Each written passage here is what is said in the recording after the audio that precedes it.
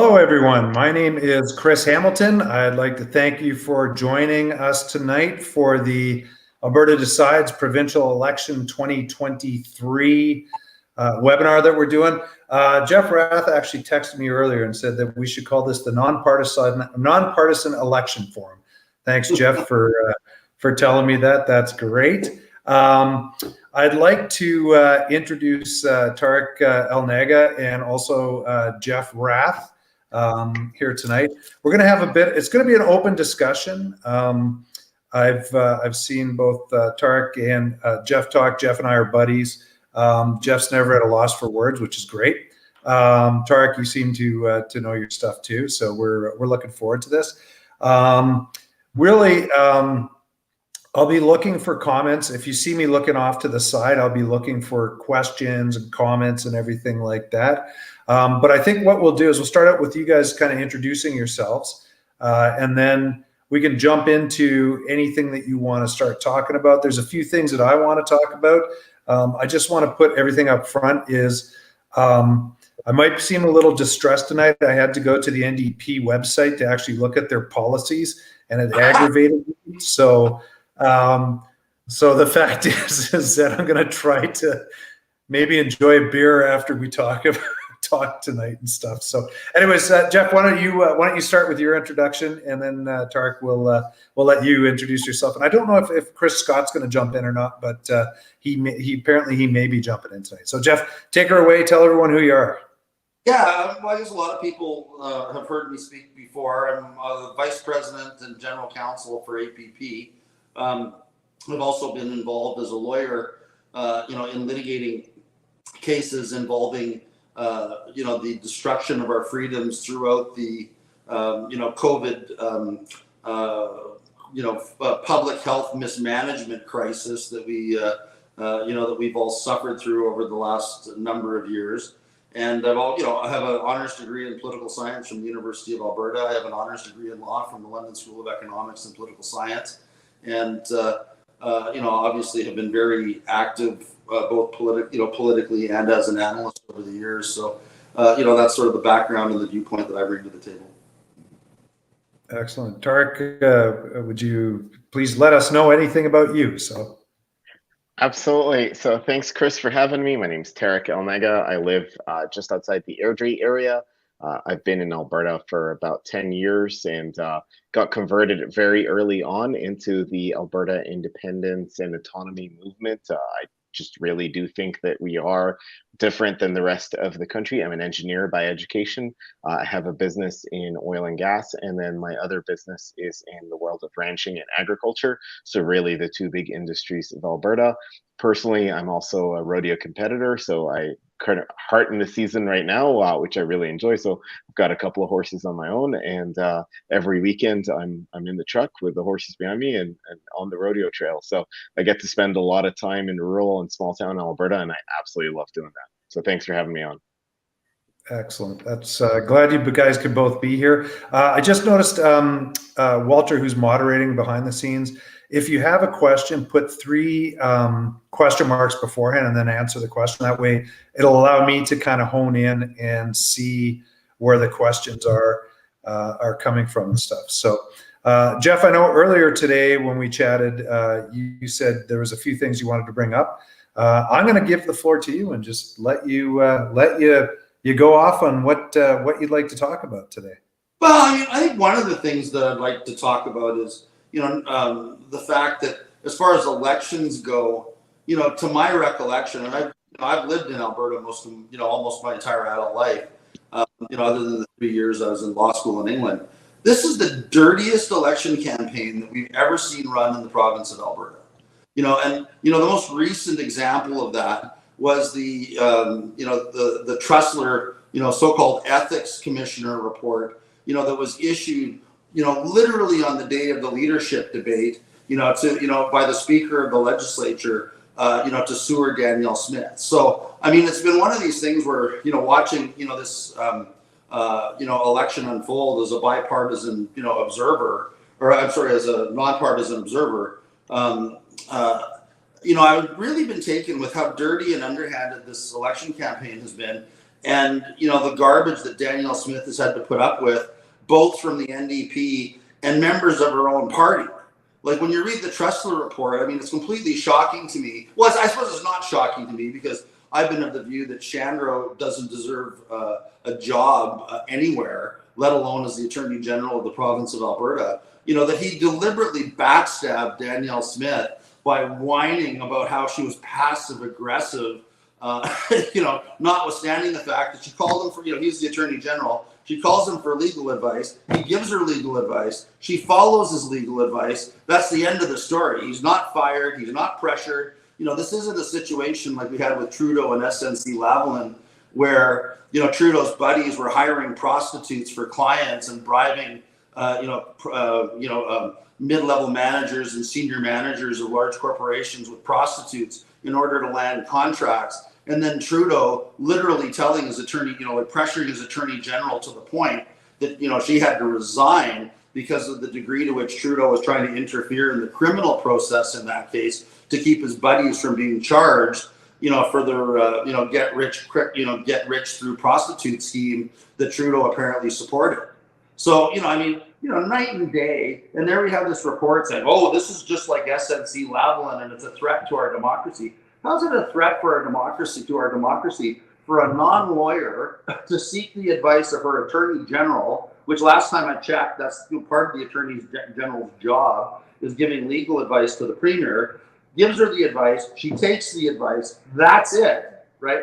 And the NDP and their allies at CBC and all the phony propagandists running around out there trying to turn this into some sort of scandal, makes absolutely no sense to me. And it's just an example of how dirty this election campaign has been and the lies that have been floated through, by all of the interests that do not want to see the status quo in Alberta changed in any way whatsoever. So, that was observations that I wanted to share tonight. So, Jeff, one thing, I think we did talk beforehand, we should put a disclaimer out there. And as a lawyer, maybe you should explain the disclaimer that we're not trying to sway people one way or the other. So I forgot to add that. No, just to be clear, I mean, I'm not saying that as somebody who's supporting Danielle Smith. I'm saying that, as somebody who's been disgusted with the way that this election and this campaign has unfolded. It's literally the dirtiest campaign that I've seen in all of the years that I've lived here. And, and certainly these are my own personal opinions. They're not the opinions of APP or APS, or any organization affiliated with APP or APS. These are my own personal views. And I think they're views that are borne out, on the record. Yeah, absolutely. And anything we say here is there are personal views. All of us does not reflect the APP in the slightest, right? So, Tariq, anything you want to start talking about that you think might be relevant? Yeah, you bet. Thanks, Chris, for having me again. I really think if we look at, in 5 days here, I think it's going to be one of the most important elections in Alberta's history. I truly believe that in my heart. This isn't going to be an automatic result. Now, here's the thing, and Jeff said it really well, there's two leaders, and rather than talk about parties, because I know we're in a nonpartisan context, but if I talk about ideologies, there's two ideologies here, free market, libertarian conservatism, and or socialism. Those are the two options that Alberta is looking at today. And if you look at the two individual, call it leaders of each movement, unless you live in Brooks or unless you live in Edmonton, Strathcona, you really can't vote for those two individuals. So you've got to look at your own riding and your own district and who your own individual candidates are. Now, there are 87 seats up for grabs. I think if you divide it into three core sections of the province, you look at Edmonton as one section, Calgary is another, and rural Alberta as the third. Rural Alberta has 41 seats. In my heart and in my mind, I think that all 41 seats are going to be voting for a conservative ideology. Now, when we look at Edmonton and Calgary today, 19 of the 20 seats in Edmonton are managed by a socialist party. My guess is again, 19 of those 20, or maybe even 20 of those 20 seats are going to go to a socialist party. It's just those seats aren't even close. They are very, very deep socialist when it comes to that. So where it comes down to is really who's going to take 5 seats onwards from Calgary, and that will determine who forms government. So whoever wins 5 seats in the baseline of Calgary is what's going to determine it. So I would say that the strongest action and the biggest action that if you want to get involved in the next 5 days in helping Alberta's future, and again, Chris, to your point about not telling you who to vote for, but I will tell you, get out and vote, because that is absolutely critical that you do. A lot of people died for you and I to be able to vote. I did go today to an advanced polling station, and in and out, it took me all of 60 seconds. That is as long as it took for me to vote. You get paid time off on Monday if you need to get to a polling station, but please do, even if you live in a safe riding. Now, what's more important, and this is my last point, is if you live in Calgary or you know of friends, families, cousins, relatives, etc., acquaintances that do live in Calgary, I would say focus your efforts there and making sure they get out to vote. Because if that Calgary vote is lost, this province might be lost for decades. Again, another Trudeau socialism overlap is going to be an absolute big blow here for the province. So all eyes on Calgary, and I think that's where the action is going to be. Some seats are closer than others. Some seats in Calgary in the last election were won by 1%. The voter turnout in some of those seats are abysmal, like it's 50% or under. So get out there and vote. One of the Absolutely. with this election, I don't think it's just a battle between conservatism and socialism, because what we're seeing here, and we see it with defectors from the UCP coming out and openly supporting the NDP, like we saw with former Attorney General Foster the other day shooting his mouth off in terms of his opinions with regard to the Trussell report. What these people are really concerned with is that they don't want somebody to be elected that listens to the people and actually tries to enact policies that can be supported, through, that are supported by the people through any form of populism. So, I mean, what we've had, in Alberta for, going back to the, to the Lougheed era, is this government, of the elites, for the elites, and by the elites, where, they generally delivered relatively decent government, but, they didn't care what the average rancher, farmer, person in the street thought, in terms of policies. They knew what was best. And it's all of those people that are now defecting to the NDP, guys like Ron Gitter and, and the rest of that ilk that really resent, actual human beings having opinions with regard to policies, standing up for their own personal liberties and freedoms, and say, no, you can't lock me up in my house. No, you can't force me and my children to get vaccinated on threat of, taking away our civil liberties and, and our rights and freedoms.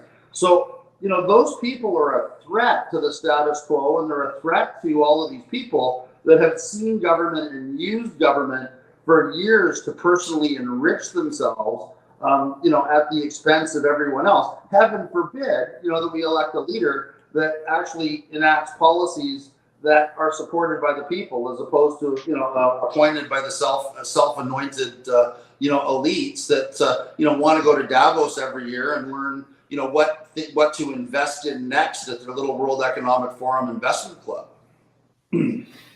Yeah, one thing I want to take a look at, like as I said earlier, I had to go to the NDP site today to see their policies. I looked at the UCP one, and I don't know if you guys have looked at either one. The one thing I can say is the NDP site, their policies lack any substance. It's, there's nothing there. I don't know how she's going to achieve what she wants to achieve, and Notley. Whereas Daniel Smith, there's numbers associated with it. There's everything kind of nailed down. Like I'll give you a prime example. But is it with the NDP? Go ahead, Jeff. Isn't it just past the Chardonnay and full speed ahead? I mean, isn't that what we're talking about? Yeah, You know? exactly. Well, the one thing she had is, she's going to cap the electricity at 12 cents for July, August, and September. Well, I mean, it's at 13 and a half cents right now because it's being capped. So all she's doing is just, oh, I'll just go a cent and a half lower. Well, without even thinking, 8 cents of that kilowatt hour that you're charging is carbon tax that you helped facilitate put into the province. So it's like, where's the comment on this stuff? Is like, she's destroying companies here by facilitating that originally in her first plan and stuff like that. But anyways, so that's just me riffing and ranting because like I say, I had to take a bullet and look at the NDP site today. But I mean, have you guys looked at anything on the sites? What's your opinion on that stuff? Absolutely. So, Chris, for me, I've been looking at the sites, and we know what the NDP ideology is. We know that they're socialists, they're pro big government. They're going to double down on all the things that they love: big union, big AHS, a very big unionized education system with very little choice for parents. So you're going to see them double down on all of the things that they stand for. The thing is, there is a hardcore NDP voter base in this province that can't be swayed, right? Like they are where they are. And that being said, and the same way that there's a group of us that are, I'll call it pro-Alberta autonomy, and that's what we strongly believe in. So what I'd like to see from let's say the conservative mindset is that middle voter, especially that middle urban voter, where we're not even selling conservative policies anymore. We're selling common sense policies, like good public safety and good policing and strong laws against drugs and addiction, etc. So to me, that's what I see as common sense policies, and to me that's the swayable middle, and that's what we're going to see. But you're absolutely right. And not only have I been looking at NDP policies, Chris, but I've also been looking at NDP individual candidates, because everyone looks at, again, Rachel Notley as the candidate, but unless you live in Edmonton, Strathcona, and mind you, NDP Rachel Notley, the MLA, won her seat by a margin of 70%, like by a gigantic margin. But if you look at individual NDP candidates that are union bosses, there are those that are activists that came from the Pembina Institute that are vehemently anti-Alberta energy and anti-Canadian oil.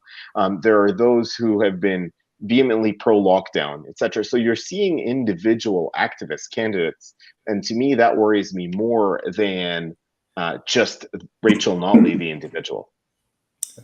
And the other thing people need to keep in mind as well with the NDP is that under their constitution, Jagmeet Singh is Rachel Notley's boss. So she can say whatever she wants about how independent she is or whatever, but at the end of the day, Jagmeet Singh is her boss. The other thing is that under their constitution, 10% of every union due paid in this country goes to the NDP. So they're completely beholden to the union bosses. And I found that, when I was reading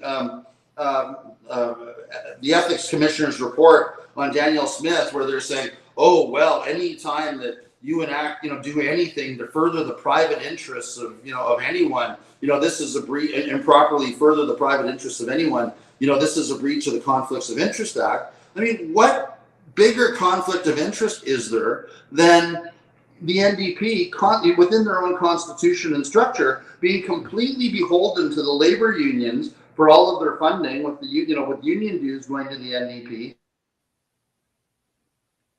personally benefiting from NDP governments being elected and enacting pro-union policies.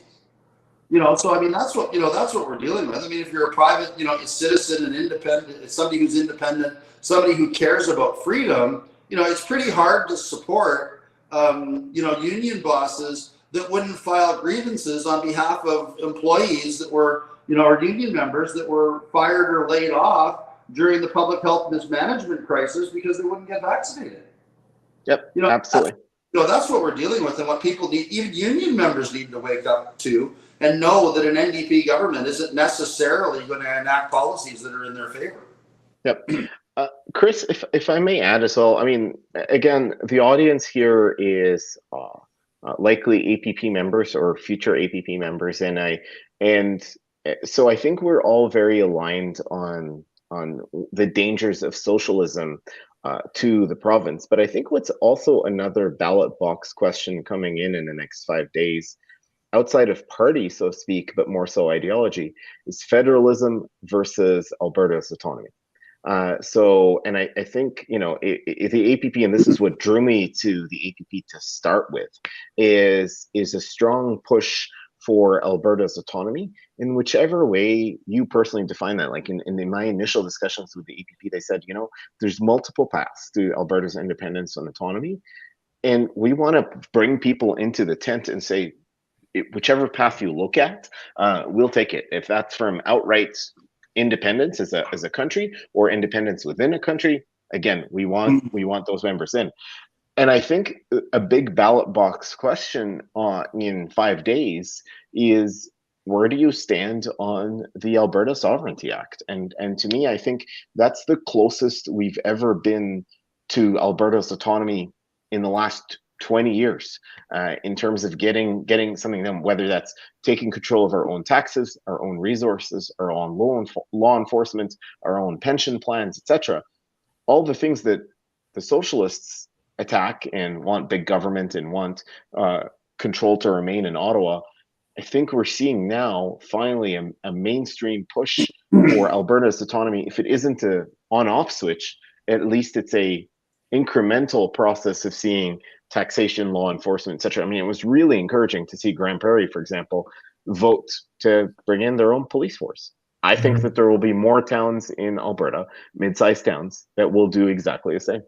Well, and let's look at that one issue. I mean, and you know, it's not really a provincial election issue, other than you know, obviously, you know, in Alberta, people have been labeled extremists for simply saying, "Oh, let's have a debate over whether or not we should have a provincial police force." I mean, it's a pretty benign issue. Ontario has a provincial force, Quebec has a provincial police force, but oh no, if you advocated in Alberta, you know, because it would tend to strengthen Alberta's, you know, the push towards sovereignty. Oh my goodness, you're an extremist, right? And then lo and behold, you know, weeks and months after anybody advocating, you know, an independent Alberta police force, you know, we're called all kinds of, you know, all the usual names that people are called for, you know, supporting, you know, these positions. Lo and behold, we find that our friend, you know, Skippy in Ottawa has sat down with the RCMP without consulting with the Premier, without consulting with the municipalities, and have decided to give the RCMP back pay going back to 2017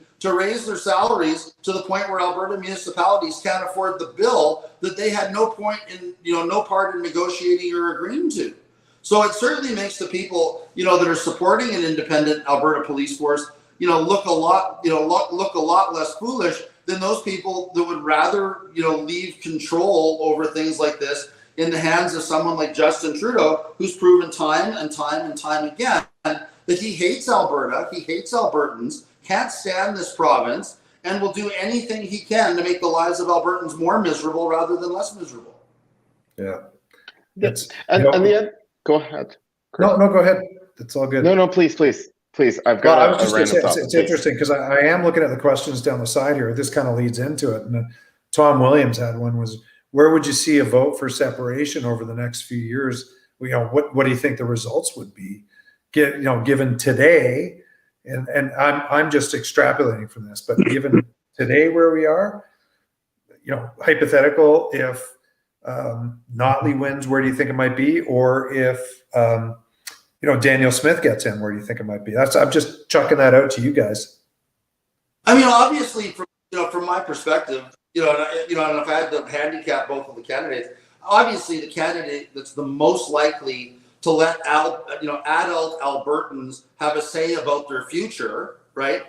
You know, would be Danielle Smith. And of course, but on the other hand, this is quite selfishly, you know, if Rachel Notley gets elected, we know that the taxes are going to go through the ceiling. She's going to continue to follow the guidance of Jagmeet Singh and her soulmate Justin Trudeau, and continue to increase taxes in this province, hammer the working man with stupid policies like these 15-minute cities that turn urban dwelling Albertans into feudal serfs of corporations that have their stores and businesses within a 15-minute walk of these people's homes. because they're going to be fined and penalized if they try to drive, anywhere to go to work. All of those policies are supported by Rachel Notley. So, for me, and to me, that would literally, I think, force people in this province to wake up and say, holy crap, why are we staying in this country under, these various laws and rules that make our lives completely miserable? We need to look at something else. So, I think that electing a Notley government would give a lot more strength to the drive for Alberta independence. A Smith government would be more likely to give us a referendum. So, it's 6 of one, half dozen of the other. Notley's more likely to create continue to create the conditions of independence by slavishly following, the policies of Trudeau and Singh, where, Danielle Smith would be more likely to allow a referendum to take place, which frankly would be harder to win. If Alberta was put back on a sound financial footing, and prosperity was allowed to return to Alberta by telling Ottawa where and how they could take their carbon taxes, where and how they can shove their carbon taxes and the rest of the punitive policies they've enacted. Yep. Any follow up on that, Tariq? The one thing I would say to follow up from Jeff's comments about federalism in Ottawa and where we're at, I think these are 5 very important days, and I keep saying that, but 5 very important days for Alberta to decide its own fate.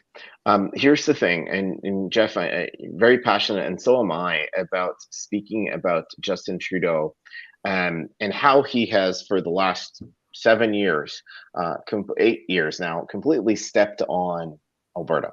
And he does it because he knows that he could remain in office without a single vote in the prairies, not even just Alberta, but Alberta and Saskatchewan.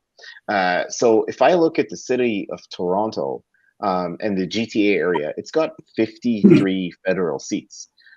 Alberta has 34. So the GTA area alone typically determines who sits in the Prime Minister's office. We will never determine that. Come till the end of time, Alberta and Saskatchewan will never determine who sits in the Prime Minister's seat. All we will determine is whether they get a majority or a minority government, whoever that is, whether that's Pierre Poilievre or Singh or Trudeau. We will never, ever determine that.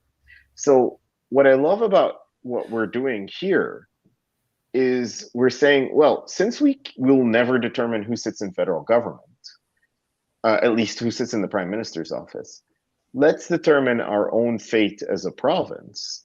And in lockstep now, you're starting to see it with Saskatchewan. So you're seeing the Conservative governments of Saskatchewan and Alberta match that autonomy mindset, sovereignty mindset, if you will, is let's determine our own fate in the next 5 days here. And to me, that's absolutely important and really, really critical. Yeah, and just to follow up on that, I mean, the simple fact of the matter is, I mean, do we want to be governed by somebody that literally supports almost every single policy that's been promulgated, by the Trudeau regime in Ottawa? We didn't hear Notley or the NDP say one word, against the invocation of the Emergencies Act.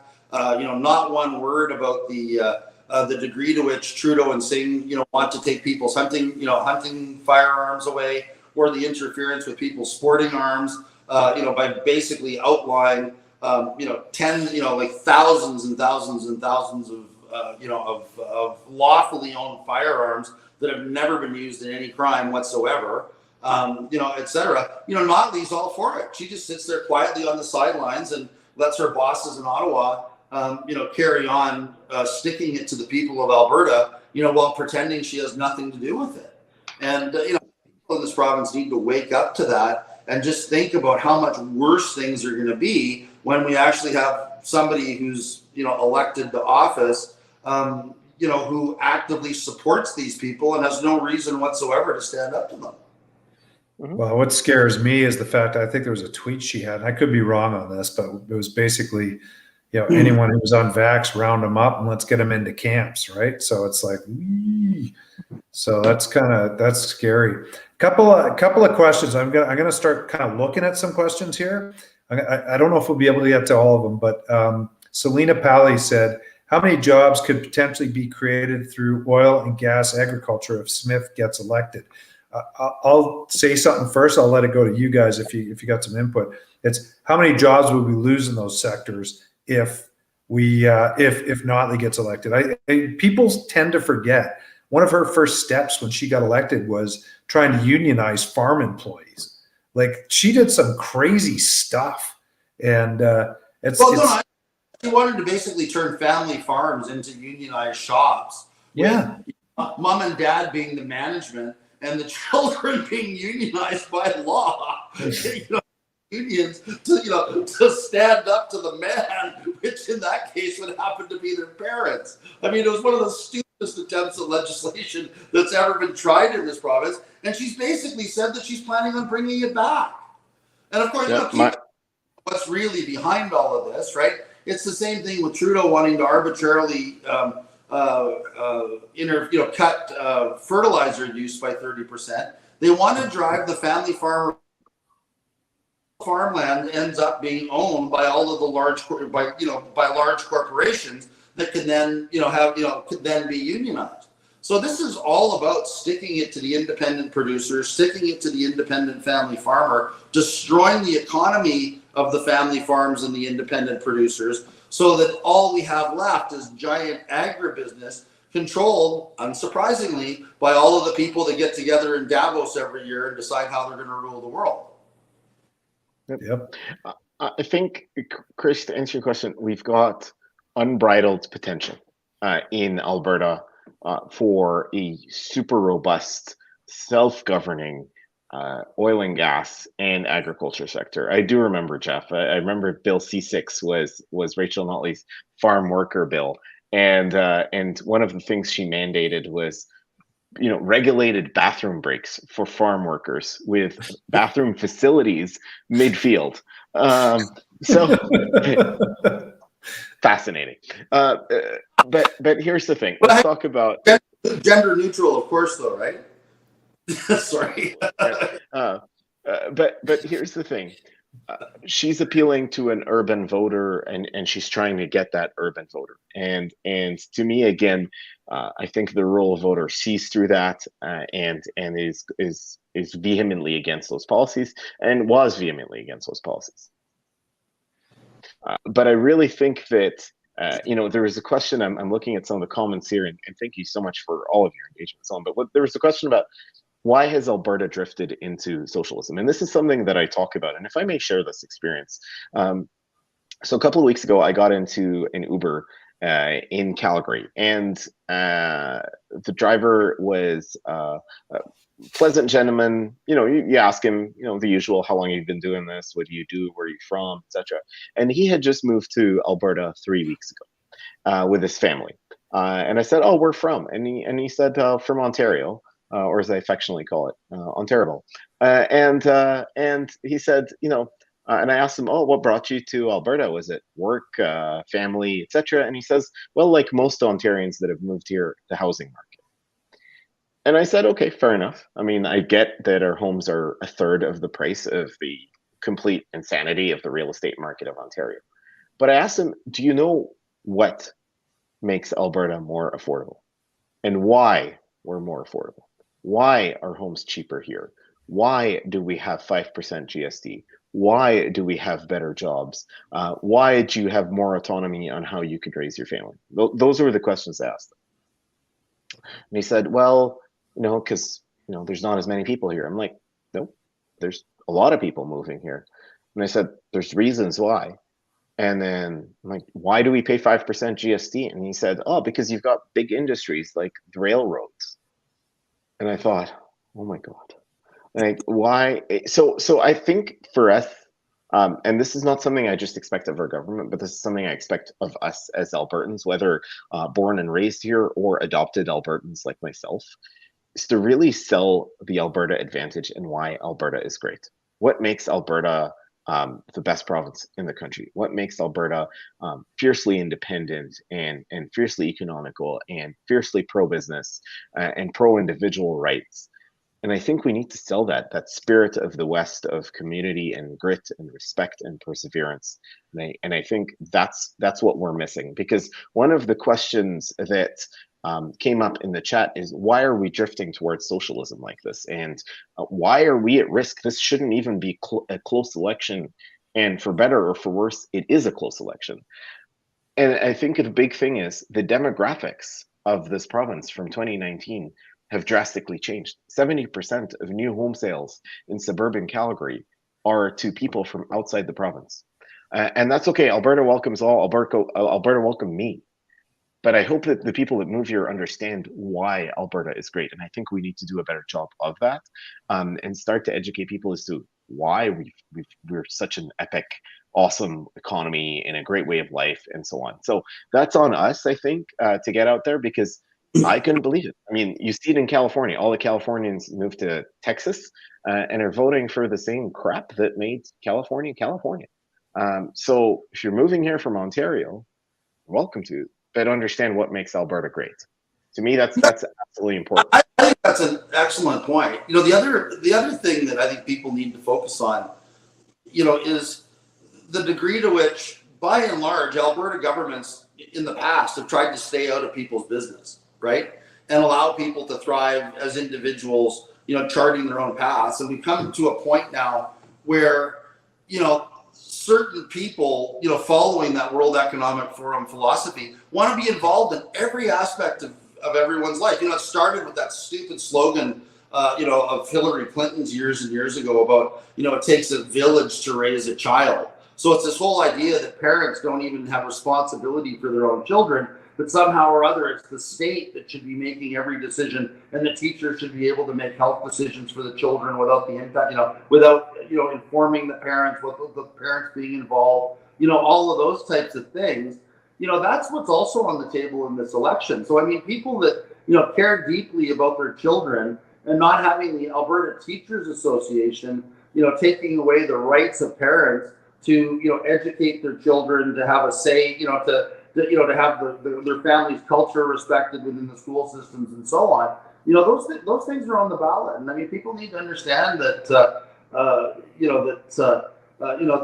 the world of the NDP and the World Economic Forum, your children aren't your children. Your children belong to them, and they're going to teach your children how to behave and how to grow up and how to think, you know, about themselves, even at the most basic genetic level.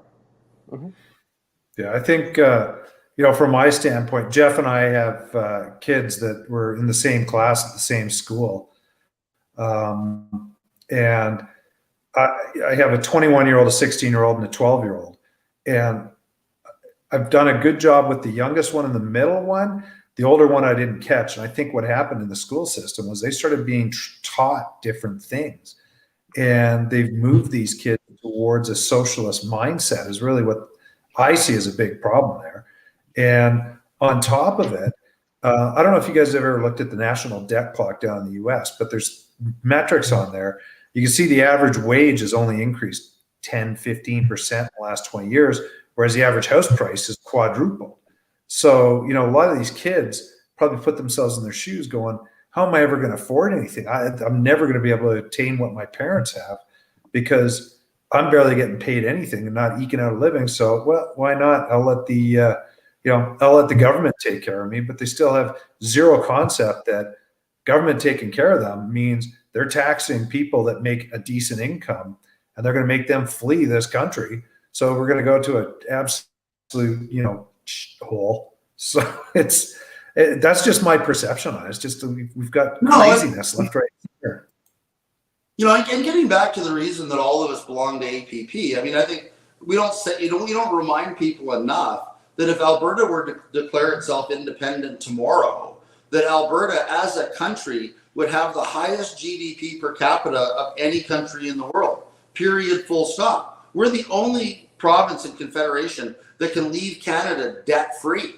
And think about how important that is right now, given that Trudeau's managed to increase the national debt through COVID and all of his little giveaway programs, you know, through stripping people's liberties and locking them in their homes, etc. He's increased the national debt by over $1 trillion, like literally more than $1 trillion. The national debt has increased in the last 5 years of Trudeau. So in other words, Trudeau's racked up more debt in the last 5 years than all previous governments of Canada combined through the history of Confederation. And of course, even Rachel Notley would be saying, "Oh, well, inflation is an international problem. It's global, blah blah blah." No, I mean, we wouldn't be having the inflation that we're having in this country, across the board, without all of the free money that's been pumped into the system by governments that have no clue as to what basic economics should look like. What the world that we're living in right now is completely upside down, and we need somebody running this province that's prepared to stand up to Ottawa and say no more. Yeah, absolutely. I agree 100% with that. Hey, a couple of things. I'm looking at some of the comments here, or not the comments, sorry, the questions that are going in. So Easton Conroy was saying, what assurances do we have that this will be a fair election when election is using electronic voting machines for the early voting? There's other stuff going on too. I won't get into it, but where do you guys see, especially using voting machines and doing things? Are we going to have a fair election, do you think, or what's your scoop on that? Well, I don't know. I see a big police investigation as to what extent all the forest fires in this province have been started by NDP supporters for political reasons. Apparently half of the fires burning in this province right now were started by arson. Yeah. And who orchestrated that? And was this coordinated in the same way as that attack on that pipeline in British Columbia just before Trudeau invoked the Emergencies Act? I mean, these are things that need to be investigated. And of course, what twigged me to the fact that there might be a lot of truth to the rumors that these are NDP supporters out there lighting these fires was Trudeau's Minister of Misinformation, Tim Caulfield, was out last week, making sure that everybody understood that anybody suggesting that forest fires being started as a political, to influence politics is simply a conspiracy theory and is misinformation. So, from my perspective, if Tim Caulfield is on it and saying that it's untrue and it's misinformation, it certainly needs to be looked at a lot harder than it has been. And it's something that people should keep in their forebrain. Have you seen the bar graph that shows the forest fires every year there's an election? I don't know if you guys have seen that or not. Mm-hmm. It's utterly crazy. Every time there's an election, it just goes whoop, way over, right? And it's such an outlier compared to the other years. And I agree. There's something going on here, right? It's obviously that trying to push climate change or something like that. And all the forests are on fire because of climate change, right? It's just typical of what these people do. I mean, we saw that in various points during COVID as well down in the United States, where you had the same Antifa people that were rioting and lighting cities on fire were going out and lighting forest fires in the States because they wanted to blame it on climate change, just to continue to spin the climate change agenda. So, I hope after this election that there's a serious police investigation into whether or not these fires being lit were lit on a coordinated basis for political reasons. Like I said, the very fact that Tim Caulfield is out speaking publicly against this idea is, as far as I'm concerned, is pretty good proof that there might be something to it. Yeah, a bit of a red flag there. Hey, one thing before we get started. So before we still got a few minutes left here, but Walter, who's a moderator behind the scenes, asked me to make sure everyone's aware that there's an APP meeting, members meeting in Bowden on June 17th. Jeff, I think you're talking at it. Tariq, I don't know if you are or not. I think Leighton's there and stuff. I saw it, but I've been distracted with a whole bunch of other stuff. Apparently, I think Walter's good. There we go. Walter's bringing it up. Unfortunately, my eyesight's horrible, so I can't see anything. I see Dennis Modry in there, and I don't know. So hopefully people can see that. There we go. Oh, there we go. Jeff, you look good with the cowboy hat on, don't you? Yeah, that's been most of my life, I'll tell you. Good stuff. But anyways, you can purchase the tickets at albertaprosperityevents.com. And we'd love to see you all out there. Unfortunately, I have a pre-existing event that I have to attend, so I won't be there that day. But I just want to make sure everyone was aware of that, and please, if you can go, please get out and get to that. But anyways, Walter, you can take that off if you want. We can get back into the discussion here, and I'll start looking at the comments. I just want to make sure that people were aware of that, and that I at least got that out before the end of the webinar here. So, Jeff, I know, and I had I was going to say the misfortune of having to talk to Jeff today on stuff, but no, I'm joking, Jeff. But the Pastor Art, you said something. I haven't even looked at the news today because I refuse to look at news, and you were talking about Pastor Art, and I know you wanted to bring something up on that, and you guys. He's just somebody that's, and I don't want to be disrespectful, but I think I kind of have to be. I mean, he's just constantly looking for attention, right? I mean, the charges that have been levied against him, with regard to Coots, is because he couldn't stand not being the center of attention. So he had to run down there and stick himself in the middle of that. Notwithstanding the fact that people were trying to help him or trying to do what they could for him, things didn't go his way. He gets thrown out of the Independence Party of Alberta, and now again he's just looking for attention. He needs to be the center of attention somehow, and unfortunately, he's he's doing things in a manner that as far as I'm concerned, just call him into further disrepute. With regard to his constant need to be front and center and pretending that he's relevant when he's not. Like, he's probably one of the most irrelevant creatures in Alberta politics at this moment. Yeah. Got to be the center of attention. So let's go to Edmonton and make a big fuss and try to get people to pay attention to me. It reminds me of literally reminds me of a 3-year-old that's taking a crap in the middle of a living room rug, going, "Look at me, look at me," right? Like, it's just what we're dealing with. It's unfortunate, but I don't think anybody can take anything that he says seriously. Chris, I just wanted to get back to a question of yours, and it's a great opportunity for political involvement around, the authenticity of elections in Alberta. And what I would say is this: call up your local MLA's office. And as a matter of fact, if you're in Calgary, I know that they're in need right now of them, and sign up to be a scrutineer that night.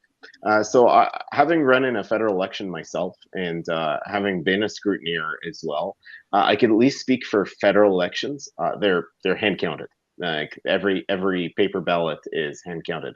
Now, I do know that municipal elections use electronic machines, but in theory, I've never scrutineered at a municipal one, but in theory, with in-person scrutineers too, I'd say get involved. The easiest way is to see it for your own eyes.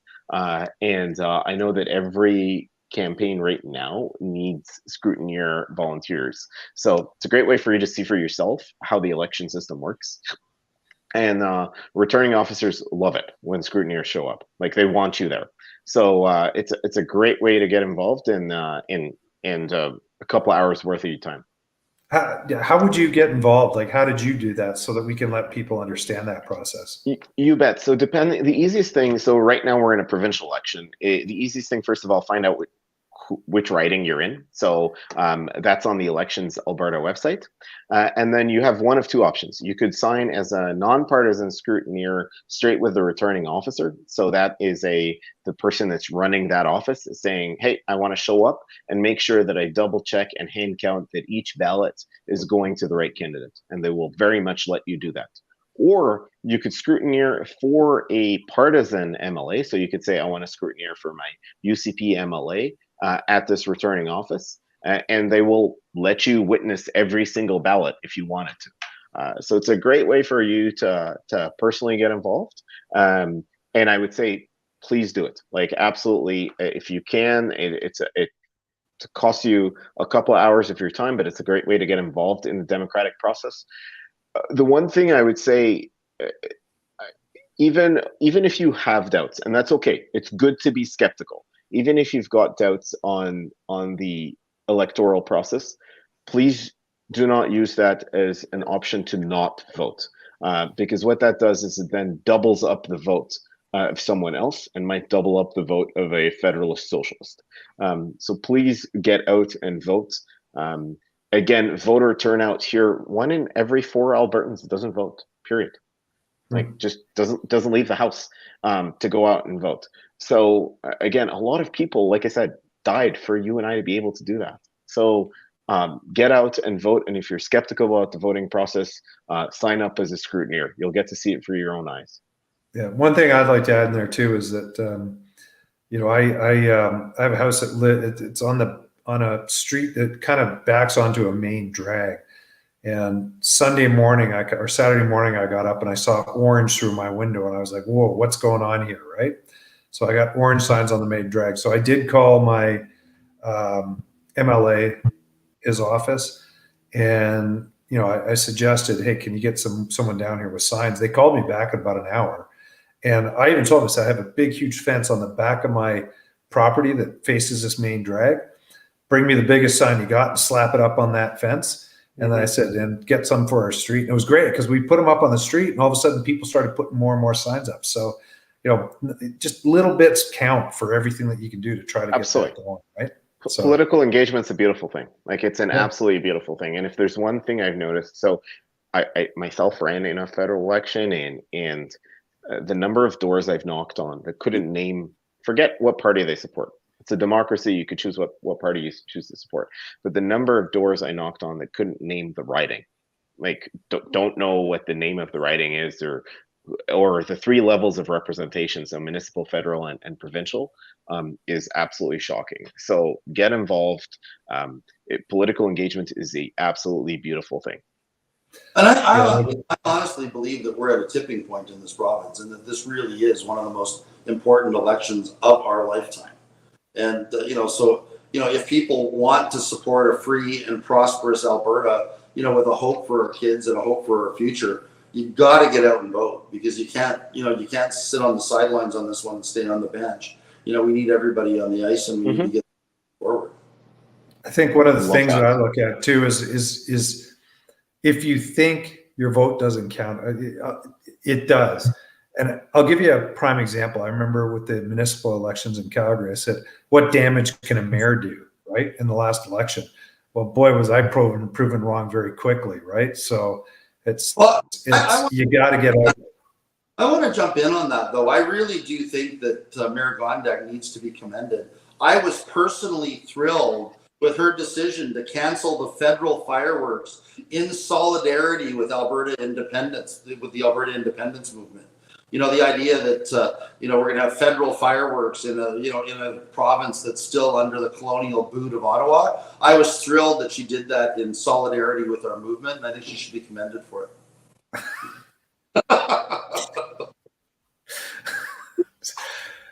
Well, on that note, we're getting close to the end here. We got about 3 minutes according to my clock on the 1 hour. There's some questions in here that were being asked. One is, Dennis Modry still involved actively with the APP? Truthfully, I don't know. The quick answer is yes. Dennis had to step away for a brief while for personal reasons, but he's back. We're pleased and thrilled to announce that he's back on the board of directors and is working with us, and is a very important part of this organization. So that's the answer to that question. Yep. And we tried to get to most of the questions. Some of them are questions, some of them are observations and stuff like that. In closing, guys, please let us, Tariq, tell us your thoughts, what you think is, potentially important, anything like that.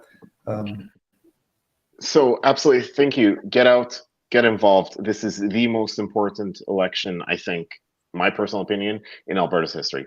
It takes 60 seconds to get out and vote. Please do that. Make sure that your family members get out and vote. It's incredibly simple. And also make sure that, especially if you're around the Calgary area, I cannot stress this enough, this decision, Alberta's future is going to get decided in the 26 seats in Calgary. that's where it's going to happen. That being said, if you are in a safe riding in rural Alberta, somewhere, Drumheller, Lloyd, etc., it doesn't matter. Still go out and exercise that right to vote. Get involved in your local campaign office. It is the best thing you could do for this province, and go out and sell to your friends, and especially new Albertans, why Alberta is absolutely great, why it is an absolutely incredible place to live. And it is truly that spirit of the West. It's why I moved here. It's why I love this province, and why I'll do anything for this province. So thank you. I want to follow up on that. All of us have one of these magic devices, right? All of us have contact lists embedded in them. I think it's really important for all of us in the next 5 days to just get on the damn phone your friends, text your friends, encourage them to vote, tell them to get out there, especially if they live, in places like, Calgary and ridings in Edmonton where it might be close, right? Everybody needs to get on their phones, get in touch with their friends, reach out to their broader community. And, every one of us should be committing to talking at least 20 people that might not have otherwise voted into getting off their asses and going out and vote, because this really is the most important election of our lifetimes. And all of us should do everything that we can to make sure that everybody that can gets out and exercises their franchise and votes in this election, because it really is life or death for this province. Absolutely. We got to be the shining light for the rest of Canada, right? So that's just the way it is. Absolutely. Just one last time, guys. APP 2023 members meeting, June 17th in Bowden. Go to albertaprosperityevents.com. Get your tickets. I can't remember what the price was, but it's not an awful lot. And, just to watch Jeff Rath speak, I'd pay double the amount, actually. So it's just a lot of fun. Yeah, I'm looking forward to it. Anyways, hey, guys, really appreciate your time. Thanks a ton. And thanks, Walter, in the background for moderating and keeping this thing moving smoothly. Thanks, everyone, for showing up, too. Really appreciate the fact that you'd invest an hour of your time to come and listen to us as well. Really appreciate it. All right. Well, thank you.